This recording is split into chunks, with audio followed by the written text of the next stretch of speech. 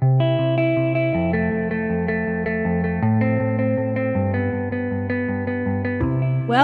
to the Microdosing for Healing podcast. I'm your host, Casey Garrett, and together we'll be discovering and learning from inspiring voices of healers, medicine keepers, and visionaries.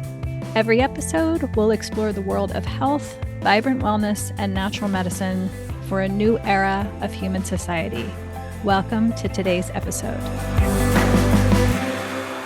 Hello, everybody. Welcome to the podcast today.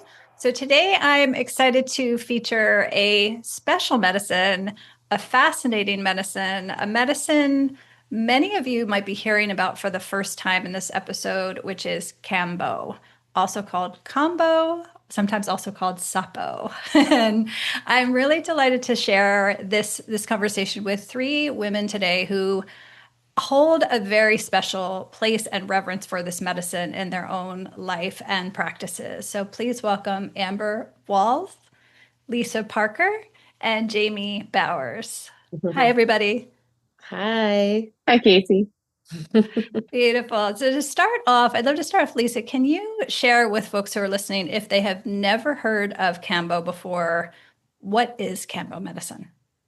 Sure. Kambo, Kambo, Sapo. So they all essentially mean the same thing. It's just different pronunciations. So Kambo and Kambo, it's not necessarily a language translation. It's more just what part of the region you're from what I understand. Sapo is the Portuguese translation of frog or toad. And so they're all pointing to the same animal. It's just different pronunciations. But Kambo is a traditional Amazonian medicine that comes from the Phyllomedusa bicolor frog. And this frog creates the secretion across its skin that's used as a protection barrier, against fungus and other things, as it's crawling through the trees. And that secretion contains medicine, a lot of peptides that our body uses for detoxification and a lot of other health benefits. And so what they do is they harvest the secretion from the skin of the frog, and they're really careful not to take all of it. So the frogs are essentially left unharmed. So they leave enough of the secretion so the frog still has protection, but I think the percentage I heard was about 60% of the secretion is what they harvest, and they leave the other 40% for the frog. So the frogs are unharmed, and they collect this medicine. And the way that it's applied is through superficial burns on the skin, which we call gates. And the reason for that is when the medicine is applied to those gates, it goes directly into our lymphatic system. And the lymphatic system is the filtration system, and it carries the medicine through our body so it can do what it does. And I would say a traditional ceremony would be not necessarily the tradition of the tribes in the Amazon to start with Hape or Sananga, but here on the Western, we do. And a lot of it is just for grounding and clearing, because, essentially most people are going to show up with a little bit of anxiety and nervousness coming into the medicine before they go into a big event. And so we'll start with Hape, we'll start with Sananga, and the practitioner will use either a vine or an incense stick and just apply a very, very superficial burn to the skin. Essentially, we're just taking the first layer of skin off. Then the medicine is applied. And from there, you have on average about 20 minutes of working with the medicine. And most people will feel a flush pretty quickly. The heart rate will increase pretty quickly. The blood pressure will fluctuate. It'll go up and then it will drop.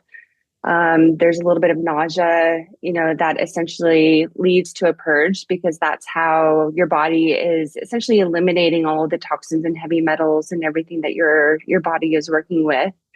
And after about 20 minutes or so, the medicine comes off, and it's really great because once the medicine is off, the effects of the medicine stop pretty quickly. So it's not like some of the other psychedelic medicines where it's hours and hours and hours of processing. This is a pretty quick process. And then you rest for a little bit. Traditionally, you have a lot of, not a lot of food, but some food afterwards to nourish your body. And then you get to enjoy the afterglow of, what the medicine has provided for you. Because it's a quick medicine and because of all of the health benefits that come from it, it is very common to work with Kambo either multiple times a week or even multiple times a month. So there's a lot of different protocols depending if you have health issues or if there's like emotional or spiritual issues that you're working with. So you can do multiple sessions within a week or a month. And then there's also microdosing. And the microdosing isn't necessarily to elicit a purge. It's just to either gain the spiritual and energetic benefits of the medicine, and also just to get the benefit of the peptides into your system. So if you are, going into a really heavy week and you just feel like you need some extra support, if your immune system is starting to feel low, like if you're starting to feel as though something is coming on, using a microdose can be really helpful for that. So Kambo is a beautiful medicine. It's been one of my strongest allies for about 10 years, and it's one of my other favorite topics to talk about. Oh, thank you so much. And if you have never heard of Kambo, you're listening to it the first time, and you hear the way it's delivered, you might be thinking, what? Wait a minute, what? Gates and opening up this gate, right? And so that was my experience for sure. So to share a little bit about how I came to this medicine originally, during the pandemic when I was losing my studios, paralleling that, my physical health was collapsing. And I was in the mode where I was open to many, many different things. And I had heard of Kambo. I was introduced to Jamie Bowers. And what really, really helped me move forward and connect with this medicine was I began to explore the indigenous tradition of this medicine, of how it was used before we discovered it here in the West. And that was the step that really, really helped me step fully in to working with this medicine in present day. So I'd love to hand it over to Amber to share a little bit about the indigenous tradition of Kambo. Thank you. I have worked with one community in particular for the last 10 years, the Yawanawa. They're in Acre, Brazil, right near the Peruvian-Bolivian border. And there are many different stories from many different communities. So there are similarities, but there are a lot of differences. There's not like one single point of like discovery. These are oral traditions. But the story that I heard, which I've heard sort of reflected in other indigenous mythologies and cosmologies, is that there was a village and everybody was unable to be healed by the plant medicines that were on hand. And in a visionary state, presumably with ayahuasca, the shaman was guided into the forest, and the forest spirits introduced this particular shaman to the frog medicine. And then the frog spoke to him and said, you can heal your people with my medicine, and this is how you do it. And then you return me to the forest unharmed so that my medicine will be beneficial for your people. And so this is sort of I'd love to hear other stories if anybody has any, but this is sort of a traditional story that's shared. And I first had heard about Kambo when I went to the Yawanawa indigenous territory, and it was a little bit scary. Everybody talked about the intensity of it and the purgative intensity of it. And so I was grateful that I was there in a non-rainy season on my first trip there, because when they sing for their mating call, and that's how they're found, and then the medicine can be used. And I was also there, my first time there, doing a diet with the elder shaman Tata Yawanawa, and we were doing a suya diet, and it's not something that you can throw up once you drink this very sacred medicine of the suya. It's not to be purged. So Kambo would not have even been an option, but I got to hear a lot of different stories. And so when I went back the next time, there was a lot of expectation and a lot of nervousness on my part. And my first experience with it was after an entire night of staying up all night doing ayahuasca ceremony with the uni, and then going to the river at dawn to be given the kambo. And we went, and I don't know if you mentioned, Lisa, that we in the indigenous tradition they drink kaisuma. So it's like juice of the potato. It's like a manioc juice, and you drink 1.5, 2 liters of this juice so that something to purge. And I have also seen lots of people work with this in the United States, and they use water to do this instead of the kaizuma. And maybe we can talk a little bit about that later. But once the medicine came on, it was intense, and it was 15 minutes, but it was very beautiful, and it was very easy, and there was nothing scary about it at all. And I felt so good afterwards. I honestly had not felt that strong. Like, you could have asked me to do anything, and I could have built you a house. I could have like rode all the way up the river, but so it's used, in the indigenous communities, everything is very practical.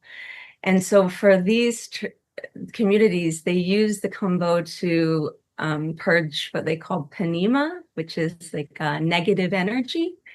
There's no real translation in the English for panema, but it's sort of like just bad energy and anything that's sort of blocking you. And so I felt very light, and it's used traditionally for hunting. It's used traditionally first thing in the morning to go do with hunting. And to the point about how the indigenous communities don't use the hape and the sananga with it, that I found to be very, very true. There was one Kisiki from one of the other Yawanawa villages who taught me one of my most simple and profound lessons, which was one thing at a time, Amber. I was in an uni ceremony with him, and I was like, "Oh, do you have sananga? I'd like to have sananga." He's like, "You're doing an uni ceremony. Why do you want to do sananga?" And I said, "Because that's what people do." He said, "No, no, no, no. It's one thing at a time, Amber. Right now we do uni. In the morning, when the sun comes up, we'll do the sananga." So it is used, on its own, in those traditions. But I really don't even know if that answered the question, but that is a good start, I think. Beautiful. Jamie, can you share some of the things? What do you see in your practice? Like, what are people usually coming to for Kambo? All sorts of different reasons. I've seen so much success with whatever reason they're coming to see me. Some people just need to ground.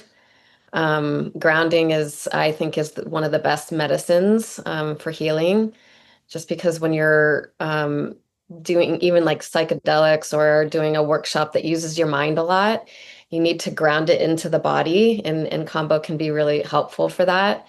So they'll come for a preparation for a psychedelic or whatever modality they're going to be working with, just to ground and get ready to go into that kind of healing work. And then other people, there's a lot of autoimmune conditions that people are dealing with these days. And so Kambo can be really helpful for managing inflammation in the body.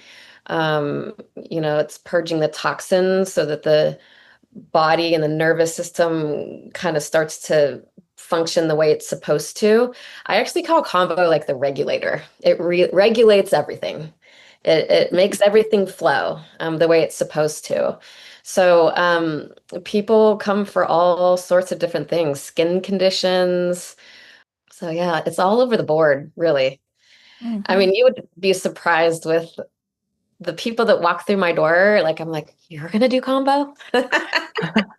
I mean, I've had like a 75-year-old coming to do Kambo. Like, people get it. People are turning more towards natural medicines these days. Like, people don't want to take pharma medications, and I do think that pharma has its place.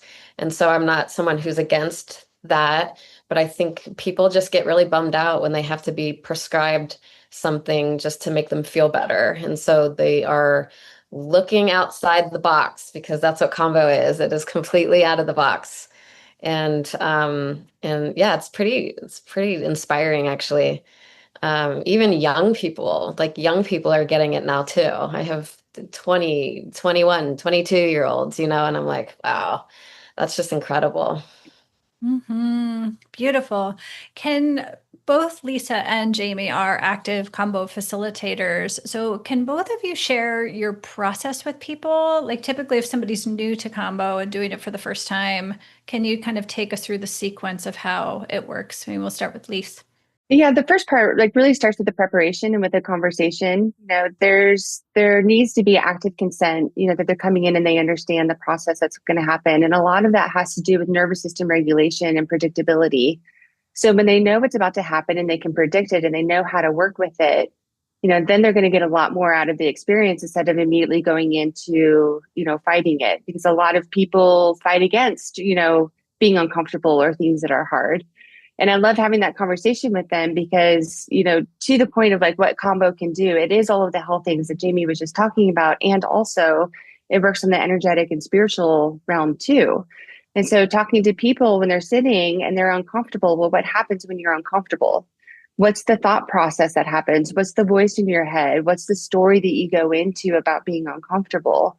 And helping to teach them to kind of get out of their story and come back to their breath and trust in what the process is.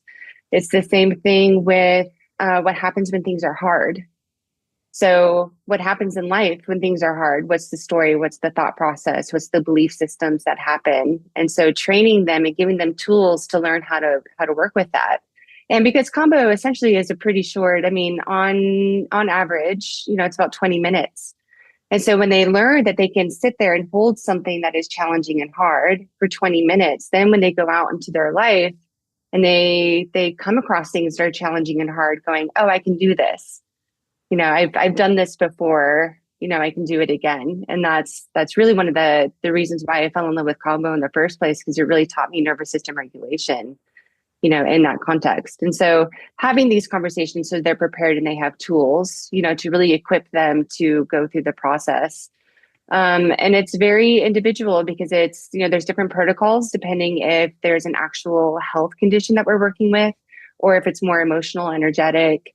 There's ways to like work with the chakras and the meridian lines, and, the body holds things at different places. And so for me, it's just a lot of conversation before we actually apply the medicine. Thank you. Yeah. Jamie, how about you? Yeah, that's beautiful. I literally ask them what they know about Kambo. Just I want to hear the stories that they have in their head, and to see how nervous they are, and so I kind of explain like every moment, like what they're going to feel, the symptoms that they may feel. I ask questions or answer questions about that. Um, I also share with them, I've been working with this medicine for a long time and I've learned a lot. And I actually work on a scale of intensity. I don't believe that you have to have the the hardcore physical symptoms that you read about online. And I have become quite a conservative. That's the only time I'll ever use that word describing myself. Um, I've become quite a conservative combo practitioner. Um, I've had too many people come to me that almost had like PTSD from their previous combo experience, and but they really know that combo is good for them, and they want to come in and sit with it, continue to sit with it. So I have to go really gentle with them, and so I give them that choice. And usually, when they can say how intense they want to go or how gentle they want to go, they own it, and they are not as nervous going in. So yeah, I kind of set it up where they can choose their experience, just because it can be really intense, and I do not. I like to protect this medicine, so I don't want people to fear it.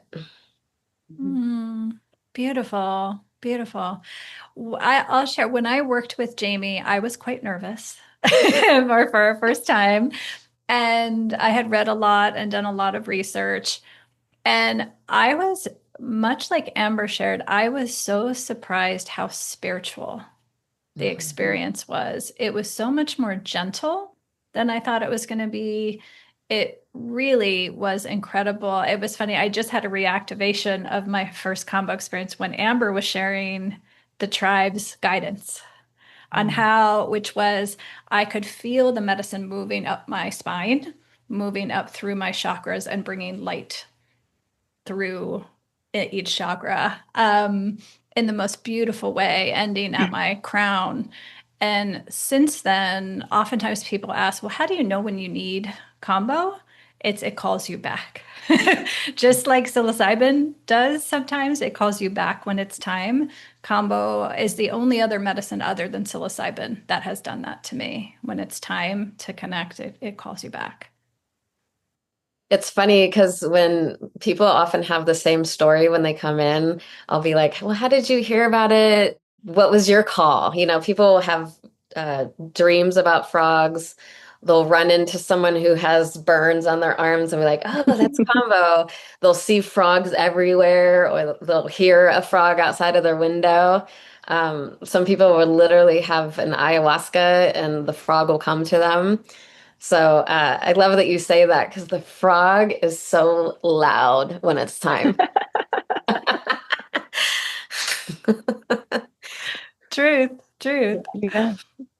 I'd love to ask next, Amber. I know a lot of people in our community are going to ask about sustainability and the well-being of the frogs, right? And so Amber is the co-founder and president of the SOFI Foundation, which stands for Saving Ourselves from Indigenous Extinction.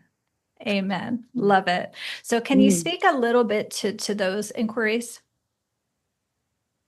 Yeah, you know, from a personal experiences, I've worked with the frog directly where it lives, and I have worked with it in the United States where it has traveled and dried on a stick. And for me personally, to your point about not needing to just hit people over the head with a ton of bricks, and there are some constitutions that the more nuanced, subtle work is actually the more profound work. I'm that person. And that, you know, the shaman in the village where I was doing a lot of the work wouldn't let me have more than 4 dots. He said, for her, no more than 4 dots, and probably 3. And that was right for me. But the difference between working with it after it had been dried for some months, or who knows, you know, weeks, months, and working with it directly was so profound that I ended up going back and taking groups to go back to work directly with the frog. A lot of people thought I was going back to work with the ayahuasca, but I was really going back to just be with the frog again. And it was extraordinarily healing for me, which I can share too. But you know, the way that these communities have been working with their traditional medicines, and there are plant medicines and there are animal medicines, it is generations of respect, of reciprocity, of being in relationship with either the plant or the animal. You're not taking something, you're working with something. And I have been told there are 11 tribes that work with this frog medicine. When you dive into a little bit of the research of which there is more and more and more, that nobody really knows. Now it's sort of between 8 and 15 is sort of the number that gets tossed around. And that's a very small number of indigenous communities working with this medicine. But I have seen that the Matsis, that traditionally, and I could be wrong about this, but I've read and seen photos that they tie the frog's arms and legs and kind of make an X. In my experience of the Yawanoa, there was sometimes a little string tied around a foot. Sometimes the frog was just sitting on an arm or on a branch of something, or in a little basket that had been made, and it's not tied at all. And they take the medicine and they work with whomever is, you know, open to receiving and being in relationship with this medicine. And then they put the frog back where they found it. And there was some concern initially. There is a lot of concern about how popular this medicine has become, because there are a lot of people who aren't in right relationship with it and maybe are out of alignment with it and are kind of working with it as in a for-profit approach. And those people who maybe not working with the frog in the most respectful way could be doing some damage, because when the secretion is taken from the frog, it sort of limits their ability to sing, which is their mating call. And it sort of slows down their ability to mate. And it can kind of like, they kind of lose a season. But there's also some misunderstanding about that. So again, in these traditions, everything is always evolving. It's always changing. Nothing is static. Every time I go back, I've been going for 10 years, and every time I go back, it's like I'm in a new place. There's new buildings, new people, new songs, new ways of working with things. They've incorporated some of the Western ceremonial rituals that we like to throw on stuff, and they've taken other things that they've done and changed it. So I think it's always evolving and always changing. But I think this idea of reciprocity, of being in right relationship, of working with something, of receiving rather than taking, and this is across all Indigenous traditional cosmologies, is that piece of reciprocity. If you're going to receive something, then you have something to give back. And I think that is, we have a lot to learn from that. I think our Western indoctrinated minds have a lot to learn from that, where even when I do breath work with people or in meditation, it's like people are taking a breath. They're not receiving a breath. And it's just a shift. It's just a psychological shift, and it's really not about the body as much as it is about the spirit. If there is some ailment in the body, it has a spiritual root. And that's what these plant and these animal medicines are looking at and are interested in. It's not a masking of symptom or getting rid of a symptom. It's finding the root cause and allowing there to be some relief there. And really that just means understanding it, seeing it, acknowledging it, thinking it, and letting it go. Mm-hmm. Well said. Thank you. May I add something to please. to that? Amber, that was really well said. The one thing that a lot of people, especially vegans, they when they're interested in working with Kambo, that is one of their biggest concerns. And the one thing that I like to share with them is that, Mother Earth created this beautiful frog to work with humans. I mean, that's why the secretion has the peptides that are identical to the ones that you find in human beings. And she created this frog so that it couldn't be in captivity. Mm-hmm. There's something about their diet that scientists cannot figure out that they need to create the secretion. So there will never be a Kambo farm or anything like that, once the pharma industry, starts honing in on Kambo. But I just love that so much, that Mother Earth created it to just continue to thrive in this world and not be in captivity, and just continue to give this medicine. Beautiful. I'd love to open it up to each of you to share your personal experience with this medicine as much as you would like. Amber, can we start with you? Sure. Can I share a sort of tangential story that just came to me? You sure can. Well, the first time I did it, that I already shared with you, I used to describe it as having done like a 3-week cleanse in 15 minutes. That was sort of the experience for me. And let me share 2 other things quickly before I share this story. But I have a thyroid issue. I was told by my doctor that there's probably very little chance of me being able to have a baby. I was about to turn 40. And that's when I started working, my late 30s was when I started working with the frog medicine.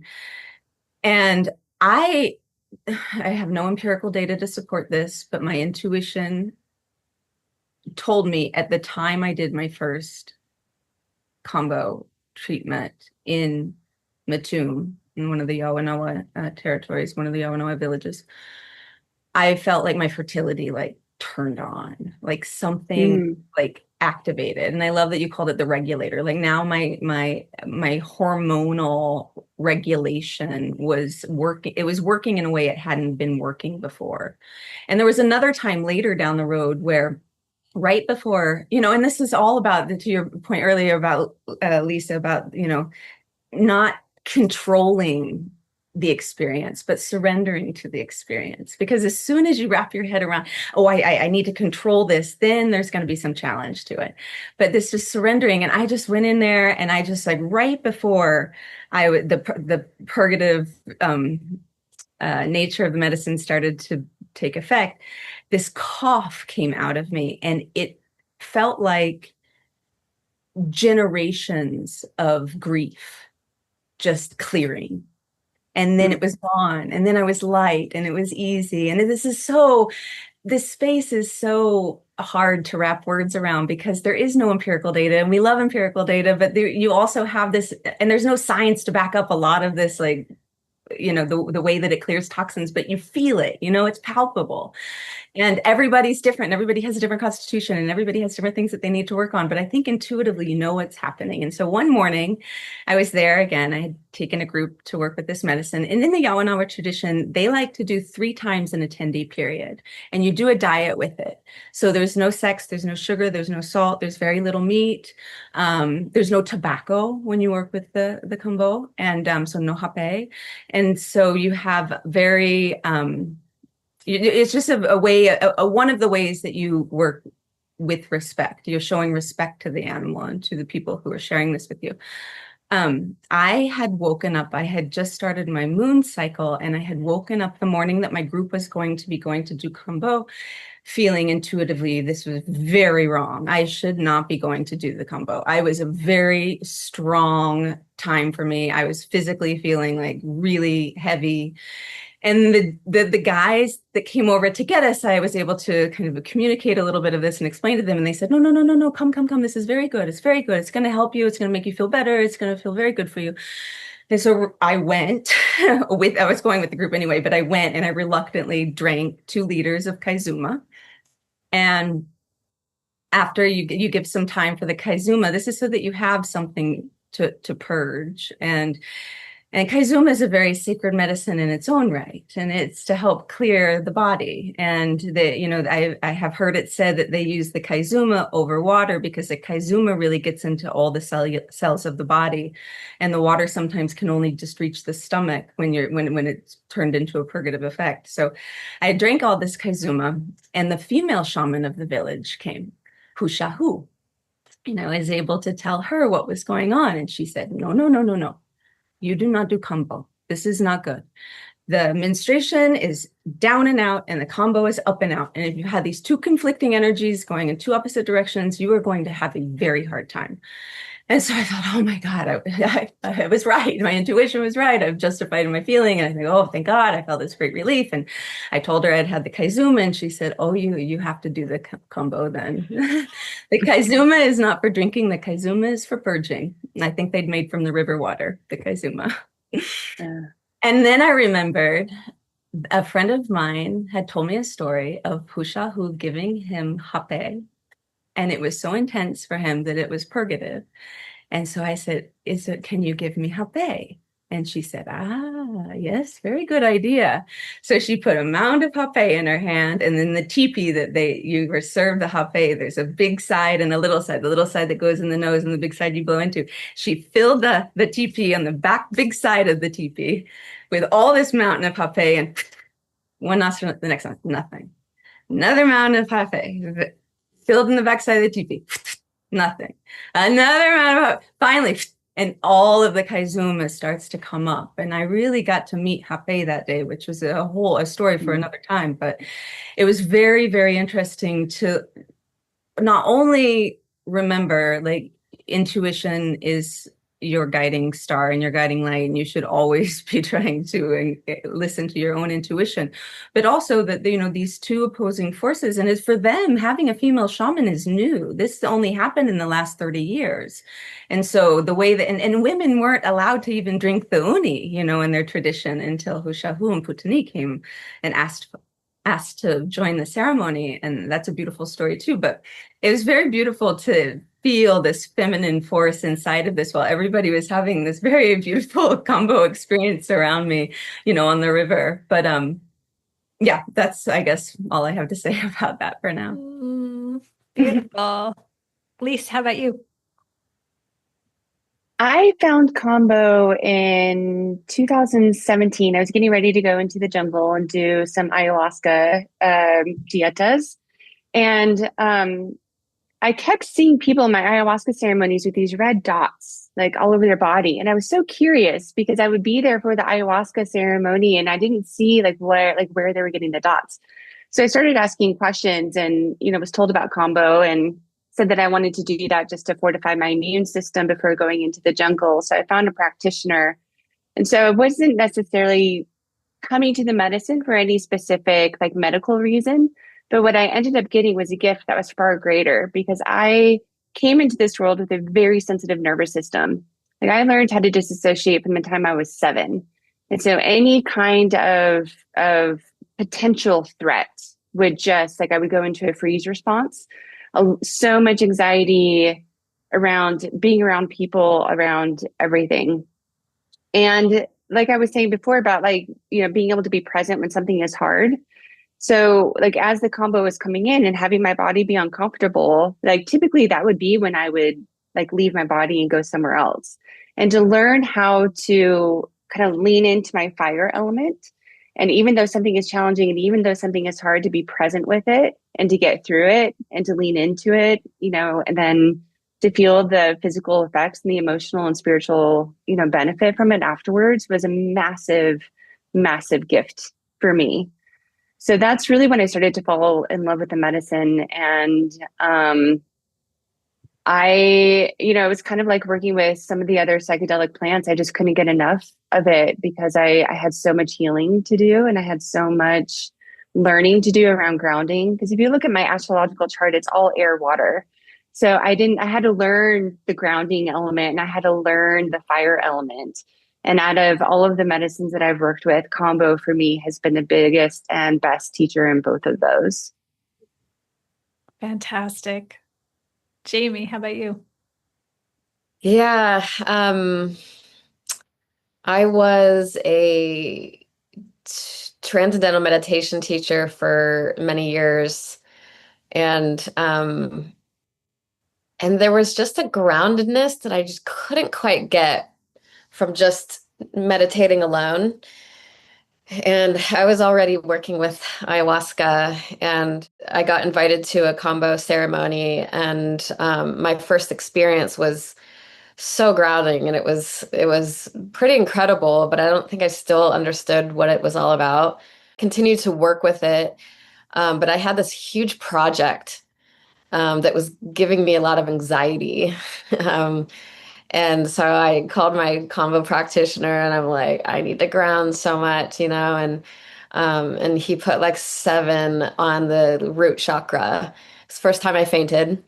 Um, and it just was so grounding. And I think that was probably like my 6th time doing Kambo. Actually, I always say that everyone has a magic number with Kambo. Sometimes people will feel it with 1, 2, 3, and then some people need more.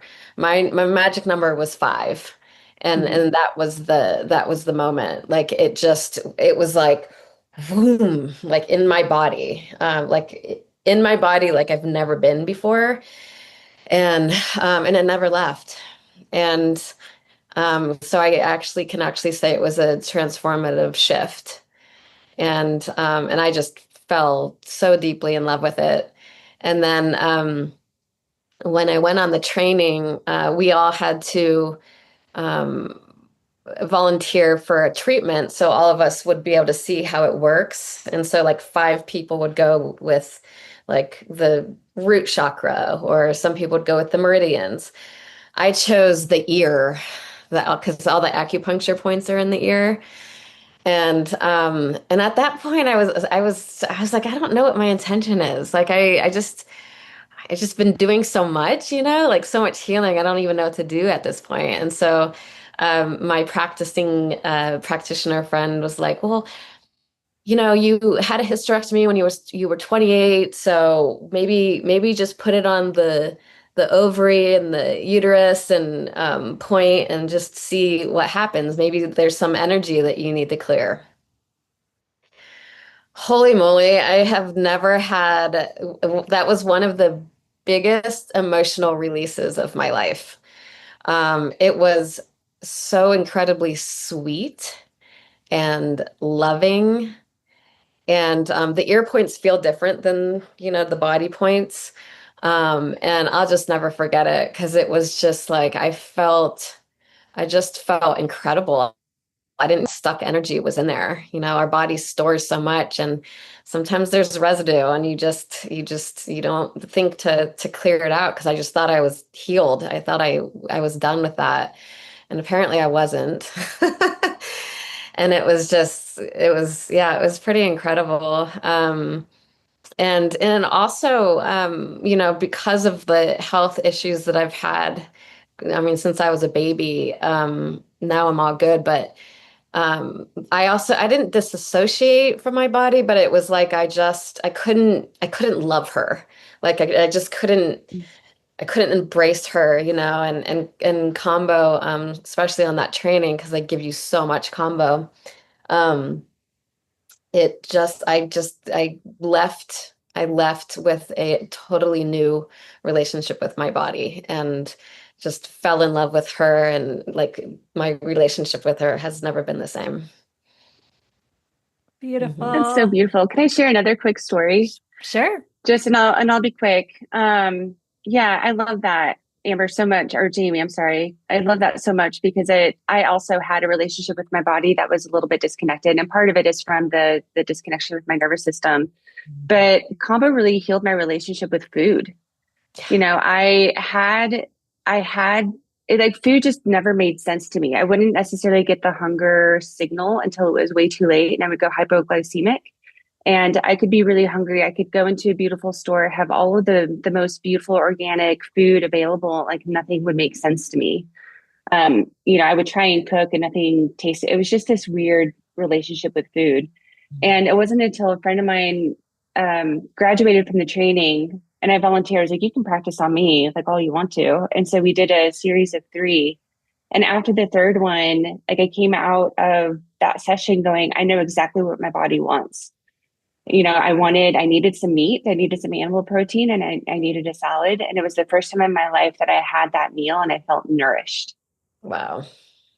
And ever since then, like I fell in love with cooking and food. It's like that brain gut connection, which I didn't even realize, you know, was something that I was struggling with because that for me, that was just life. But Combo really, yeah, healed my relationship with food. And now I can actually feel nourished when I eat. I love that. Yeah, you know, the whole other conversation that's so fascinating is Kambo and trauma. Mm-hmm. Just because it's like it just brings you back to your body. And a lot of times when people have trauma, they're just so disconnected, and it can, you know, affect food and how you eat and all of that kind of stuff. And I have just seen transformation from these women that come and see me who have been sexually abused when they were younger, like really gnarly stories. And after the third session, they just are, I mean, just they're in tears leaving. And it's because they haven't felt their body like that probably their whole lives until the time that they're with me purging and doing combo. I should also just add that in the fertility re-regulation for me, I did have a baby. Right after my doctor said there's not a chance it's going to happen for you. And I was in my mid 40s and I had a baby and she's a miracle and the most amazing thing in the whole universe. So there is some evidence backing up my belief that it helped kickstart my fertility again after having Hashimoto's my whole life. Mm. That's better than any research So paper. good. Love it. Love it. I remember coming out of the cottage when I was staying it with Jamie to work with Kambo. And the next morning after my first experience, I came out and I was probably had this look of wonder on my face. And you're all glowy and your just skin is so soft and luminous. And I remember saying to Jamie, why is everybody not aware of this medicine? And she was planting flowers. And she's like, I don't know. They will be eventually. And it comes to people in their own timing, very similar to mushrooms. And one of the things that I noticed right away is if you love to drink coffee and you have ever tried to quit coffee, it's quite a thing, right? And I remember when I had put coffee aside in the past, like it was the most excruciating pain.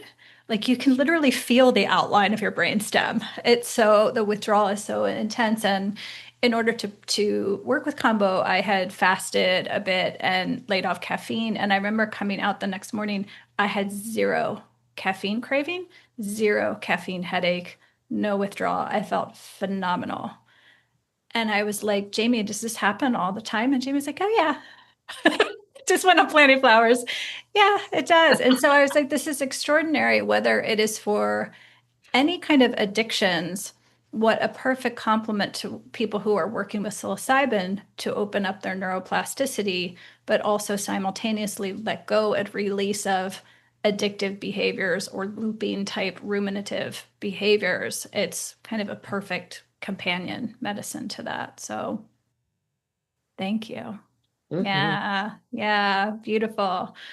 One thing I was thinking also, like in terms of the points, some the sort of Westerners working with the meridian points and the Matsis I've read have a different protocol, but the Yawanawa, the men usually do on the arm and the women usually do on the ankle. And then in terms of like the spectrum of what you can do, for somebody very gentle like all of us ladies, just a few points. I have heard stories on the other end of the spectrum where we're talking about over 100 points up the arm, across the heart, and down the arm.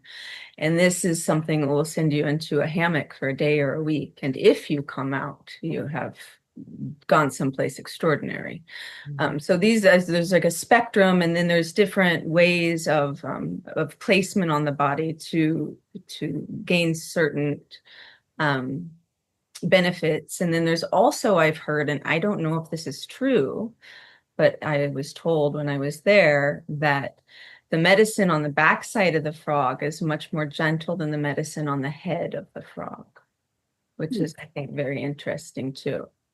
And then the last piece I want to say is about the corporate capture. As I understand it, the laboratories have been trying to figure out how to recreate these peptides for a half a century, and they just can't do it. They can't do it. The frog is our anti-corporate capture like logo as mascot. Beautiful. That was actually my next question was around the gates and the points that you're referencing is how do you guys determine with a client not only how many but the placement on the body?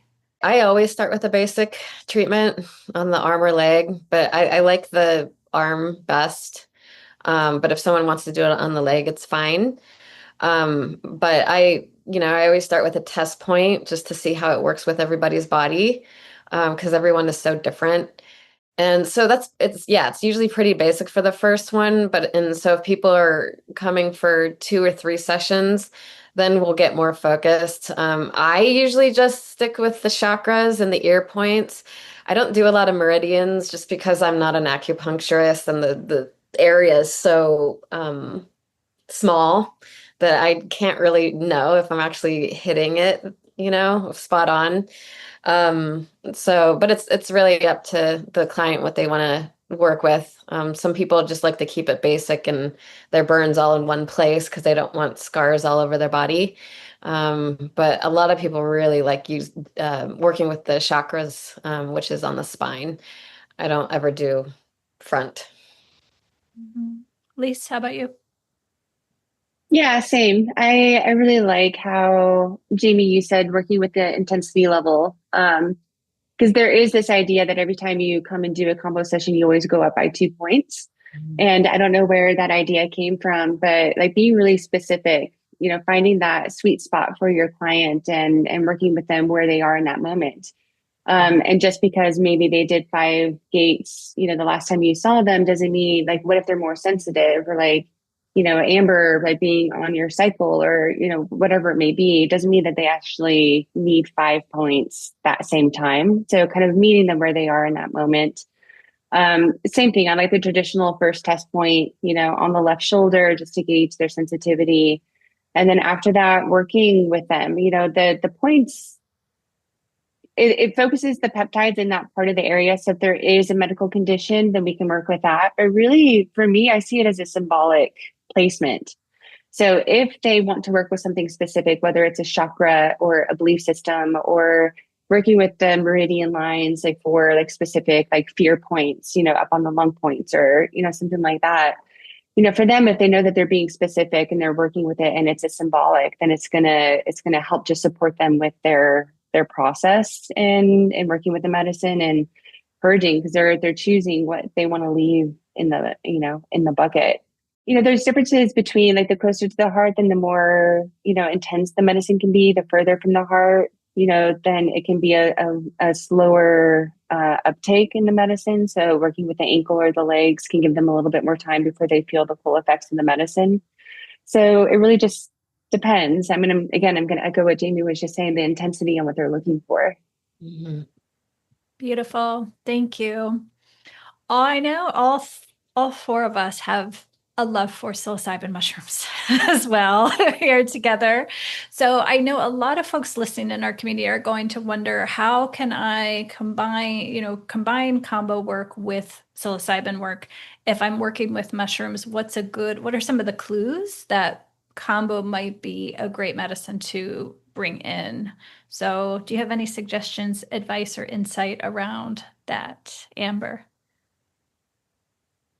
Again, I would really invite the person to feel into their own intuition about that. I don't think there is any one right way to do anything. I think a person will find their way and that will be the perfect way for them. But if, and I'm not a combo practitioner, but if I did have a client that I was working with hypothetically that had a lot of sort of health related concerns, it might be a good place to start before diving into a heroic psilocybin adventure. That would be my take. The opposite could also be true. You could come out of a really profound psilocybin experience and be called as an integration tool to continue cleaning up your day to day with the use of the combo. But I think I would really invite the person to feel into that for themselves, to dream with it, to write on it, and to find the right path for themselves. And that's true for all of these medicines, not just the combo and the psilocybin. I think if we're starting to give protocols of this is the way it's supposed to be done, I think we've really lost our way. I 1,000% agree with that. I find that people just putting rules, on these medicines, how often someone should be taking or how little they should be taking. I just it's all about the intuition. It's all about listening to yourself, and if it's time, then it's time. If it's not, then it's not. And my take on combo and psilocybin is we do combo psilocybin retreats. And but the combo is always optional. Because not everyone is called to it. It's not a pleasant experience. But most people do want to do it just because it's so grounding. And psychedelics can create a lot of fear in the anticipation before even ingesting the medicine. And so combo creates that grounding effect. So when they go into the next phase of medicine, which is psilocybin, they tend to be more grounded. And which is really helpful for especially when the medicine starts to come on, they're not as nervous going in. Wonderful. Lisa. Yeah, that nervous system predictability, is really important.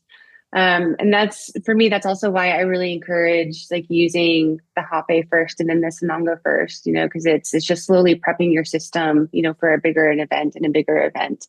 So the same can be true for Kambo first going into a bigger medicine experience. And I have to say, one of my favorite situations is when, someone schedules a Kambo session and they arrive and they're like, I just don't know about it, but I scheduled it. And, so here we are. And being able to teach them that you always have choice and being able to listen to your truth first, is way more beneficial. And so if that's the lesson of the day, then we don't do Kambo and they get to go home, with that lesson that they can always listen to their truth about what feels good for them in that moment. And, listening to that truth and listening to their body, as to what they really need. I mean, Amber, like what you just shared your story about, being on your cycle and, knowing that Kambo wasn't the right thing for you. I think that's one of my favorite things as a practitioner, to empower people to like really listen to that truth and decide for themselves. Wonderful. I know for in my experience working with people with microdosing and psilocybin, one of the clues to me that Kambo, when I've suggested it, and a lot of times when I've suggested, people have never heard of it before. And I suggest it to people who, as soon as they start working with mushrooms, they start detoxing. Sometimes physically, but more often energetically. It's the person who finally left the toxic workplace after decades. It's a person who just moved out of the toxic marriage after many decades. And as soon as they introduce mushrooms, things start to move and sometimes very rapidly. And I found when people can bring Kambo in that moment, it can really, really bring a grace to what is a really sometimes jagged release of energies that are sometimes kind of decades and centuries in the making sometimes. So yeah. Could I ask a question? Yes. How do you microdose with the Kambo? Good question. So microdosing usually is one gate, and typically is smaller. So instead of using the vine, like using a incense stick, so just the surface area is a lot smaller. And you're not looking for a purge. So you don't have to drink a lot of water or any kind of liquid, because you're not looking for a vehicle to purge. So it's just one gate, and typically, I mean, you'll still feel a flush. You may still feel the peptides working, but it's not a purgative experience. Interesting. Yeah, a lot of people who have autoimmune conditions, they do really well with microdosing because it works on the inflammation in the body, and it's the regulator. And so having more doses of microdoses in their body, it helps them manage. And I have seen so many success stories with that too, of people just really, really healing with just the microdosing alone. Sometimes less is more. Mm-hmm. Yeah, I'm a big believer in the Yeah. microdosing. I think it's going to replace supplements. Yep. One of my teachers years ago told me that healing doesn't have to be a battle. So, we don't have to go into those like super challenging experiences. Sometimes the gentle microdoses are just as beneficial, if not more sometimes. Yeah, that was a really hard lesson for me to learn because I was such a bulldog with my growth. I mean, I was extreme, and then over all these years, I feel so happy that I'm in that place now where I'm like, okay, so I don't have to beat myself up all the time to get my healing. And I think as Westerners, there's this like trend fascination with wellness culture, and we become addicted to that. Yeah. We're constantly in a healing modality when that is not the best course of action. Mm-hmm. Yeah. And it should also be said that the Kambo is totally legal in the United States, and more complicated legal issues in the places where the frog lives. Wow. Yeah. That's fascinating. Mm-hmm. Hmm. I've been down to Brazil a couple times too, in Acre. Mm. Yeah, so I loved hearing that from you. It's pretty cool. Brazil is just such a it's just such a beautiful country. Love the people. Beautiful. Jamie and Lisa, I would love for you to share. So, my own experience was I was working with autoimmune conditions, health conditions that have greatly improved after working with medicines, Kambo included. Share some of the stories. I know people, listeners in our community, are going to be so curious. Like, have you worked with Lyme? Have you worked with Hashimoto's? Have you worked with lupus? These things. So, are there any conditions that you would love to share that you have found people have had really remarkable results when maybe many other things didn't have any effect? Everyone is so different, and everyone that comes, they're either at the start of the Lyme or they've had it for a long time, or so it just really depends. I find it to be more of a manager than just people just. I mean, I definitely have had clients where the autoimmune goes dormant. Mm-hmm. But I also, probably more people than that, I find that it just really helps them manage their symptoms. Mm-hmm. Lisa, how about you? I haven't been a facilitator, I mean, just over a year now. Even though personally I've been working with it and I've been self-serving for a long time. So I don't have the experience yet with those types of autoimmune. But I will say it's been so interesting because I am well into my perimenopausal years and hormone balancing for my own self. And so sure enough, those are the women that I'm attracting. So I've been working a lot with hormone, like balancing hormones, and working with cystic fibroids and yeah, with just women that are having challenges around the menstrual cycles. And there was one other story I was going to share. Oh, viruses. So long COVID and also the herpes virus are also success stories of clients that I've worked with. The herpes virus, I don't know if we can say for certain that it will completely eliminate the virus from your body, but it will definitely suppress it for a long time. And so like the amount of outbreaks have significantly been prolonged. I don't know if they have experienced an outbreak since like our series, but yeah, so working with conditions like that are as a practitioner, but I haven't done any of the autoimmune just yet. I was also gonna say, and yeah, totally, Lisa, definitely seen a lot of success stories with what you were talking about.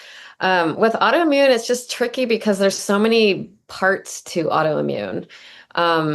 It's emotional, and so I always like if you're not doing the emotional work and you're doing combo, it's not always gonna give you the results that you need because a lot of the autoimmune, there's an underlying emotional piece to that.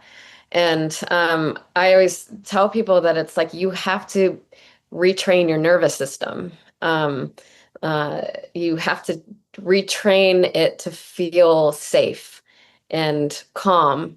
And there's some people that just don't know how to do that, or they're just not really, yeah, just doing that work. And they do go hand to hand. Same with diet, you know? So you have to work on the emotional and the nervous system. You've got to do combo to detox the body, and then there's the diet piece. So um, there's a lot to the healing of anything that you're dealing with. So one thing is not going to be enough. Just like meditation, there's other things that you have to do alongside the meditation to get the results that you want. And not only is it called Kambo or Kambo or Sapu, it is the vaccine of the forest. That is what it's referred to in the Indigenous territories, the vaccine of the forest. And there is some chatter that this is how they can deal with malaria, for example, or parasites or other, wonderful jungle creatures that love to come find us when we go visit. But it is considered, I don't think the translation is exactly the way that we think of a vaccine, but I have heard it called the vaccine of the forest. I like that. Love it. Love it. I'd love to just give each of you the floor to share any final thoughts that you'd love to share, things that people should know if they're considering this medicine, where folks can find you and follow your work, and anything, especially for Lisa and Jamie. Are you seeing anything in your practices when you're working with folks this year that you would love to reflect on? I think for me, just it's really important if you are going to work with this medicine to find a practitioner that's been officially trained, and more so in the US, because there's a whole safety protocol about conditions that people might have coming to you. And if you learn in the jungle, they might not have that all the information they need to deal with the Western conditions, like just heart and I mean, there's not really a lot on the contraindication list with combo. It's pretty forgiving with different conditions, but there are some really serious ones. So you want to make sure that you're training, or you're going to work with someone who really knows their safety protocols and knows how to vet somebody. Um, and then also, I would be really careful. I would want to know if the practitioner knows where they're getting their medicine from, because it is an energetic exchange, and there are harvesters that don't use humane techniques. I know the Matsi's tribe does tie the frog up, and I know that's been done for, however long they've been working with these medicines. But I actually get my combo from someone who doesn't tie them up and they just use their hands. And so you always have to stress the frog to get them to secrete. But it doesn't have to be harmful to the frog. And then you also want to make sure they're not getting over harvested. The over harvesting of the frog that's what is dangerous to the frog. There's lots of things to weigh, but I would definitely just make sure that you're working with someone who really knows what they're doing and where they're getting their medicine from. Yeah, that's so important. I love encouraging people just to ask questions of the practitioner before they sit, because everyone has their own way of doing things and their own protocols, and how many dots that they will encourage you to partake in, versus having a conversation with you about it. And so, yeah, just having the conversation about who you're sitting with, I think is really important. For me this year, nervous systems are a bit of my specialty, because that's the biggest thing that I had to work with. And 2025, right, has been quite a year for a lot of people.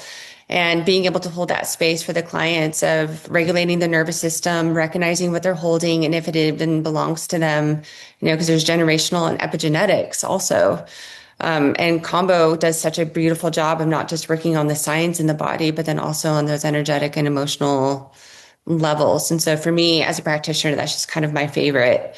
So it's just another point too of like asking questions, so because I don't have that specific medical protocol like you do, Jamie, around, autoimmune things. Like mine is more energetic, spiritual, focus. So yeah, just asking questions and knowing who you're sitting with and making sure that you're aligned with their ethics, and like you said, where they find their medicine and how they hold their space is vital. Yeah.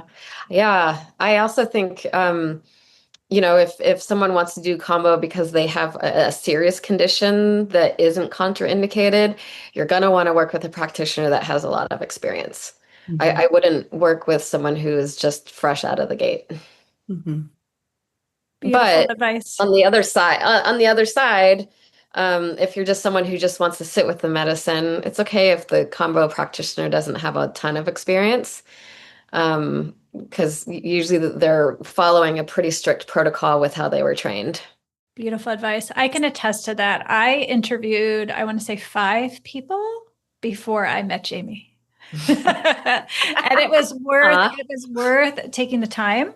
Yeah. And very, very similar. We say the same thing if you're looking to work with a psilocybin journey, take your time, because when you find the right guide, it'll just be perfect. It'll be aligned and it'll be a soul to soul recognition. And especially if you're working with a medicine that you do have some apprehension about, right? It's really, really important you find that kinship in your guide. Yeah. Thank you. Amber, any final thoughts for you? I would piggyback on what Jamie was sharing about make sure that you know where the medicine is coming from. And, to keep yourself in right relationship with it and to, really do what you can do in your life to learn how to trust your own intuition when it comes to these things. And that you are your own best teacher, your own best guide, your own best shaman, and your own best doctor, and your own best everything. And you just have to learn how to show up for yourself in that way. Wonderful. Wonderful. And Kambo, I have found as Jamie mentioned earlier, like Kambo is very forward. When it's time to work with Kambo or work with it again, it tends to be really, really obvious. Like before we gathered today, moments before, I had this enormous, gorgeous hawk land right outside my windowsill. I don't have hawks. I live in Florida, right? But I remember when I worked with Kambo, there were hawks constantly flying overhead in Northern California. And so it was the medicine's way of seeing me and saying, I'm here, I'm back. When I left California, I was moved to Florida, and I was going through a healing portal as we do. And one morning I woke up and the gates on my ankles had reopened. Literally. And I remember I contacted Jamie and said, is this normal? Is this stigmata? What is it? It's my frog stigmata. And it was time to work with Kambo again. And I started microdosing with Kambo at that point, and it was exactly what I needed. So you'll know. I think that's true for all the medicines. Mm-hmm. And you should only walk through them if you're called. Mm-hmm. They are not for everyone. Mm-hmm. Wonderful. Mm-hmm. How can folks find all of you? Can you share a little bit about your website and the kind of work you do? Amber, let's start with you. Well, they could go to sophiefoundation.org, SOFIE foundation.org. We just completed, after 10 years, a feature-length documentary about Tata Yawanawa, who was the elder Yawanawa shaman. And they can find out the work that we're doing there. And if they're in Western Massachusetts, they can find me in person. And they can reach me by my website. I do a lot of somatic work in person here, and I'm finishing the CIIS Psychedelic Research and Therapy program at the moment, and I also am I'm also adjunct faculty at university where I teach psychology. So I'm doing a lot of different things, but they can find my information and how to reach me at sophiefoundation.org. Oh, beautiful, beautiful. We have a big Massachusetts family in our community. So nice. They may take you up on that. Oh, good. Yeah, beautiful. Jamie, how about you? I am a psilocybin facilitator and Kambo, obviously. And we also host other medicine retreats here. And we do meditation as well. And you can find me at kambobliss.com. It has all the information on there. Not everything in a thorough way, just because not everything is legal. But we have we have a lot going on our property, and we're always offering different retreats and different ways that people can experience healing with different modalities. Beautiful. And I can personally attest, Jamie's property is magic. It is such magic. And I encourage people, whenever I send people to Kambo and to Jamie, to spend time there. Like, don't just come, even though Kambo is a very short acting medicine, it's really, really lovely to have spaciousness. And a lot of times people wouldn't think to do that. You think, oh, it's quick and easy, I can go back to work. But it was really, really meaningful to have the time to just be with nature and be with the hawks and be with the land in the hours and days after. So yeah, thank you, Jamie. Yay, thank you. Thank you, Casey. Lisa, how about you? You can find me in Los Angeles, and I have a website, trilome.com, TRILOME. So Kambo facilitator, of course. And I also combine body work with psychedelics, or psychedelic integrative body work. So I'm trying to birth that method into the world. And I'm also teaching body workers and massage therapists how to safely and ethically combine these sacred medicines into their practices. So I have a course that's starting January 5th. And yeah, everything's on my website. I don't have very much of a social media presence. I have a very love-hate relationship with that. So all of the information's on the website. Oh, don't we all? I have to say that too. I'm not on any social media. So it's just the website. I'm there, but I'm not really there. Yeah. Casey, thank you so much for creating this space for us to have this. It was just such an honor to be with these wonderfully like-minded women today. I'm so grateful to you. Thank you. Yeah. Oh, thank Me you. too. It was really nice meeting you both as well. Yeah. So wonderful. Wonderful. Thank you, all three of you. And thank you, everybody who is listening. We'll drop all the links and all the show notes and their limited social media presences in the show notes for all of you. So thanks for being here today. We'll see you back in a couple weeks. Bye, everybody. Bye. Thank you for listening to the Microdosing for Healing podcast. Ready to take the next step? Please visit us online at microdosingforhealing.com. There you'll find lots of information about our global community, professional training programs, and upcoming immersions. See you there.